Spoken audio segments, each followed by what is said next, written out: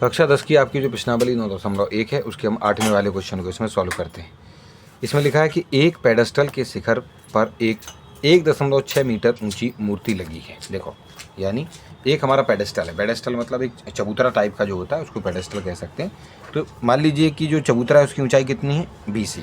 तो इस चबूतरे पर एक हमारी जो मूर्ति है, मूर्ति यानी AB, वो उस पर लगी हुई है और मूर्ति की ऊंचाई कितनी है, 1.6 मीटर। इस मूर्ति की जो ऊंचाई है A से लेकर B तक वो है 1.6 मीटर। ठीक है। भूमि के एक बिंदु से मूर्ति के शिखर का उन्नयन कोण, अगर हम इसी ज़मीन पर अगर हम थोड़ा सा आगे जाते हैं और वहाँ से जब हम उस मूर्ति के शिखर को देखते हैं, क्योंकि मूर्ति हमारी AB थी, तो इस मूर्ति के शिखर को अगर हम देखते हैं तो उसका उन्नयन कोण कितना, यानी यहाँ पर 60 होगा तो यहाँ पर भी हमारा ये 60 हो जाएगा। तो ये 60 डिग्री हो जाएगा। ठीक है कि नहीं। और उसी बिंदु से, इसी सेम बिंदु से अगर पेडेस्टल के शिखर को देखते हैं तो उसका उन्नयन कोण 45 है। यानी यहाँ से अगर हम यहाँ देखते हैं तो यहाँ 45 है, यानी ये भी 45 हो जाएगा। यानी आपका वहाँ देखने पर, बी पर देखने पर यहाँ पर जो कोण है वो 45 डिग्री का बनता हुआ आपको दिखाई देगा। तो उन्होंने कहा है कि जो पेडेस्टल है उसकी ऊंचाई आपको बतानी, यानी BC की ऊंचाई आपको बतानी। तो सेम टू सेम आपके 7वें वाले क्वेश्चन की तरह, इसकी तरह, इसमें क्या है, इसमें आपको ये वाली दूरी दी गई थी लेकिन ऊपर वाली दूरी गायब थी, और इस वाले में आपको ऊपर वाली दूरी दे दी गई है और नीचे वाली दूरी गायब है। तो करना आपको वही सेम टू सेम है। यानी पहले आपको CD की वैल्यू निकालनी है इस छोटे वाले त्रिभुज की मदद से, और फिर आपको इस AC की वैल्यू निकालनी है इस बड़े वाले त्रिभुज की मदद से। फिर AC में से BC को, AC में से इस AB को आपको कम कर देना है तो आपकी BC मिल जाएगी। तो सेम टू सेम पिछले वाले क्वेश्चन की तरह ही आपको इसमें हल करना है। तो हम क्या क्या लिखते हैं इसमें पहले, चलिए।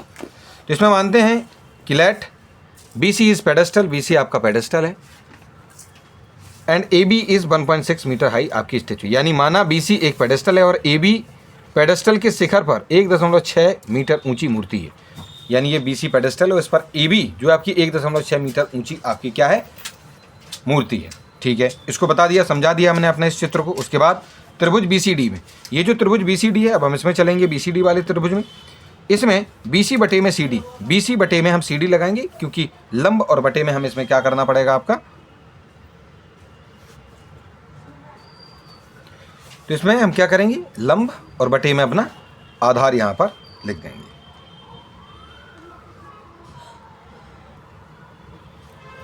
तो BC बटे में आपका कितना हो गया, CD हो गया। क्या ना सर, ठीक है।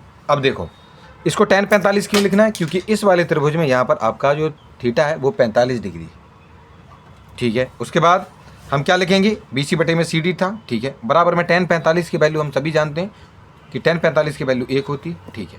बाद में क्या करेंगे, ये जो CD है उसको हम सीधा इस 1 के साथ गुणा में कर देंगे तो BC बराबर में आपका कितना आ जाएगा, BC बराबर में CD आपको यहाँ पर पता लग जाएगा कि जितना BC है उतना ही आपका CD है। कहना सर, ठीक है। उसके बाद क्या करेंगे, उसके बाद हम क्या करेंगे कि त्रिभुज ACD को देखेंगे, ACD, इस ACD को देखेंगे। हम चाहते तो सबसे पहले ACD को ही देख सकते थे, पूरी दूरी को हम निकाल सकते थे, ऐसा भी हम कर सकते थे। ठीक है, चलो तो हम इस ACD को देखते हैं। तो इस ACD वाले त्रिभुज में आपका जो ये जो लंब है, लंब क्या है, AC। तो AC की दूरी कितनी है, AB प्लस BC। तो उसकी जगह हमने AB प्लस BC, हम चाहते तो एक लाइन और बढ़ा सकते थे कि पहले हम AC बटे में सीधा CD लिखते, फिर AC की जगह पर हम AB प्लस BC लिख देते। ठीक है, हम कितना लिख सकते थे पहले कि AC बटे में CD और बराबर में कितना हो जाता आपका, tan 60 हो जाता, क्योंकि इस बड़े वाले त्रिभुज में कितना कोण बन रहा है यहाँ पर, 60 डिग्री का बन रहा है। तो AC कितना होगा, AC आपका इस AB और प्लस में BC को जोड़ने पर ही प्राप्त होगा और ये CD हो जाएगा, और बराबर में जो tan 60 है उसकी वैल्यू हमें यहाँ पर √3 लिख देते हैं। तो ये जो चीज़ यहाँ पर दिख रही है आपको, वो इस प्रकार से आपको यहाँ पर देखने को मिलेगी। बराबर में tan 60 है उसकी वैल्यू हमने यहाँ पर आगे लिख दी है। अब क्योंकि जो AB है छात्रों, हम जानते हैं कि जो AB की दूरी है वो कितनी थी, 1.6 मीटर थी। तो AB के स्थान पर हमने 1.6 लिखा, प्लस BC हमको नहीं मालूम, BC पता ही नहीं है, ठीक है कि नहीं। तो BC की जगह पर हमने BC लिखा, और CD भी हमको नहीं मालूम। तो CD क्योंकि दोनों बराबर थे तो हमने क्या किया कि इस BC की जगह पर हमने क्या लिख दिया, आपका BC ही लिख दिया। यहाँ पर इस CD के स्थान पर हमने क्या लिख दिया, माफ कीजिएगा, इस CD की जगह पर बच्चों हमने क्या लिख दिया, BC लिख दिया, क्योंकि दोनों बराबर हैं। CD और BC बराबर है, इसलिए इसको हटाकर हमने यहाँ पर BC लिख दिया। और बाद में क्या है, बराबर में आपका √3 है, उसको हमने यहाँ पर लिख दिया है। 1.6 उसको लिखेंगे, जो BC है उसको BC लिखेंगे, बराबर ये जो BC था इधर जाएगा इसके साथ अंडर रूट 3 के साथ ये गुणा में पहुंच जाएगा। ठीक है, चलो अब इसमें क्या करेंगे हम कि 1.6 को तो यहीं रखेंगे और ये जो प्लस का BC है उसको उठा के हम सीधा यहाँ ले जाएंगे, माइनस का BC हो जाएगा। अब इधर भी BC है और इधर भी BC है, इन दोनों BC को हम यहाँ से क्या करेंगे, कॉमन लेंगे, BC इधर आ जाएगा, BC आपका इधर आ गया, यहाँ क्या बचेगा, अंडर रूट 3 बचेगा।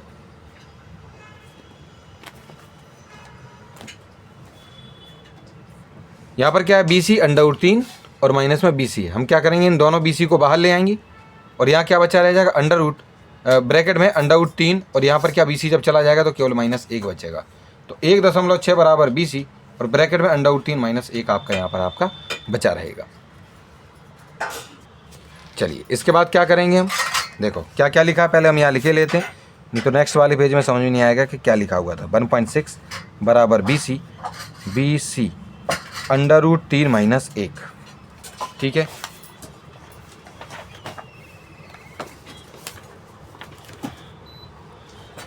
अगर हमें BC चाहिए तो हम क्या करेंगे, BC चाहिए तो इस 1.6 के साथ ये जो अंडर रूट 3 है, अंडर रूट 3 -1 को क्या करना पड़ेगा, यहाँ पे भाग में भेजना पड़ेगा, क्योंकि यहाँ पर ये गुणा में था, ये नीचे पहुँचेगा तो 1.6 अंडर रूट 3 -1 आपका यहाँ आ जाएगा। अब क्योंकि हम नहीं चाहते कि नीचे आपका अंडर रूट 3 -1 रहे यहाँ पर, तो हमने क्या किया, क्योंकि BC के बराबर में इतना था, तो हमने क्या किया कि इसका परिमेयकरण, यानी ये जो हर है, यानी आपका जो डिनोमिनेटर है उसका हमने क्या कर दिया, परिमेयकरण यानी रेशनलाइजेशन हमने कर दिया। तो यहाँ हम करते क्या है कि जब अकेला अंडर रूट 3 होता था तो ऊपर और नीचे अंडर रूट 3 और अंडर रूट 3 से हम क्या कर देते थे, इसमें गुणा कर देते थे, लेकिन उसके साथ अब -1 भी बगल में, तो अब यहाँ दिक्कत हो जाएगी। तो उसके लिए क्या करना पड़ेगा, हमें इसके साइन को बदलना होगा, यानी अंडर रूट 3 + 1 और बटे में अंडर रूट 3 + 1 दोनों को ही, ऊपर वाली संख्या और नीचे वाली संख्या दोनों को ही, यानी हर अंश और हर यानी न्यूमरेटर डिनोमिनेटर दोनों में ही सेम ही चीज़ से इसमें गुणा करना पड़ेगा, बस इसका साइन बदलना पड़ेगा। तो कहना सर इससे क्या होगा, देखो 1.6 का गुणा तो इसके साथ होगा तो सेम टू सेम वही आ जाएगा, यानी ये चीज़ आपकी ब्रैकेट में रहेगी और 1.6 इसके साथ गुणा में बना रहेगा, जबकि यहाँ इन दोनों का गुणा करने पर 3 -1 आ गया। क्या ना सर, इन दोनों का गुणा करने पर 3 -1 कैसे आ गया, मैं आपको यहाँ पर समझाता हूँ ये आया कैसे। देखो क्या लिखा हुआ था, अंडर रूट 3 -1 और इसी का गुणा अंडर रूट 3 + 1 के साथ हो रहा है। तो देखिए अगर हम अंडर रूट 3 को ये माने, यानी यहाँ पर भी अंडर रूट 3 को 1 माने, और माइनस अगर हम इस b को 1 माने तो यहाँ पर भी b को प्लस की जगह 1 मानो, तो देखो ये दोनों चीज़ें सेम होंगी, यानी ये a - b हो, a + b वाली जो सर्वसम का है आइडेंटिटी उसको बनाते हुए दिख रहे हैं, जिसमें वो कहते हैं कि आप एक काम कीजिए, a का स्क्वायर कर दीजिए और माइनस लगा के b का स्क्वायर कर दीजिए। क्या ना सर, कर देंगे, ठीक है। तो a कितना था, हमने a को क्या माना था, अंडर रूट 3, तो हम यहाँ पर अंडर रूट 3 मानेंगे, उसका उन्होंने कहा स्क्वायर कर दो, हम स्क्वायर कर देंगे, माइनस बोला, माइनस लगाएंगे, b को हमने 1 माना था, 1 का बोला उन्होंने स्क्वायर कर, तो ठीक है कर देंगे। यहाँ से स्क्वायर से हम रूट को हटा देंगे तो कितना बचेगा, 3, और माइनस में यहाँ 1 बचेगा। तो ये इन दोनों के गुणा करने पर ये जो 3 -1 आया वो इस प्रकार से आपको हल करने पर प्राप्त हो जाएगा। क्या ना, ठीक है। फिर इसके बाद 3 में से हम 1 को भी कम करेंगे तो आपका कितना जवाब आ जाएगा, 2, यानी BC की जगह ये जो चीज़ लिखी थी उसको तो सेम लिखेंगे, लेकिन 3 में से जब हम 1 को कम करेंगे तो आपका 2 यहाँ पर आपको प्राप्त हो जाएगा। बाद में BC लिखेंगे, 1.6 और 2 इन दोनों को हम क्या कर देंगे, भाग कर देंगे इनमें। क्या ना, भाग करेंगे तो कैसे भाग होगा, हम यहाँ पर आपको इसको समझा देते हैं। 1.6 में 2 से हमें भाग करना है, तो इसमें 10 और 10 से गुणा करना होगा, और इसका गुणा होगा तो आपका 16 हो जाएगा और यहाँ पर आपका 20 आ जाएगा। अब हम क्या करेंगे कि 20 से भाग करेंगे आपके 16 में। अब क्या हमें यहाँ पे पॉइंट लगाएंगे, पॉइंट के बदले 0 मिलेगा, आप 8 बार पढ़ेंगे 160 आ जाएगा, 0 0 0, पॉइंट के इधर कुछ नहीं, यहाँ पर हम 0 लगा देंगे, तो 0.8 यानी 0.8 इन दोनों को विभाजित करने पर आपका आया है, और अंडर रूट 3 + 1 जो ब्रैकेट में था वो हमारा अलग से यहाँ लिखा हुआ है। तो जो BC की वैल्यू है 0.8 ब्रैकेट में अंडर रूट 3 + 1, वो BC को हमने क्या माना था, अपना पेडेस्टल माना था, इसीलिए पेडेस्टल की जो ऊंचाई है वो आपकी इतने मीटर यानी 0.8 ब्रैकेट अंडर रूट 3 + 1 मीटर आपकी हो जाएगी। So height of pedestal is 0.8 bracket under root 3 + 1 metre हो जाएगी। तो इस प्रकार से इस वाले क्वेश्चन में जो पेडेस्टल की ऊंचाई हमसे पूछी गई थी, इसमें इसको हमने यहाँ पर बता दिया है।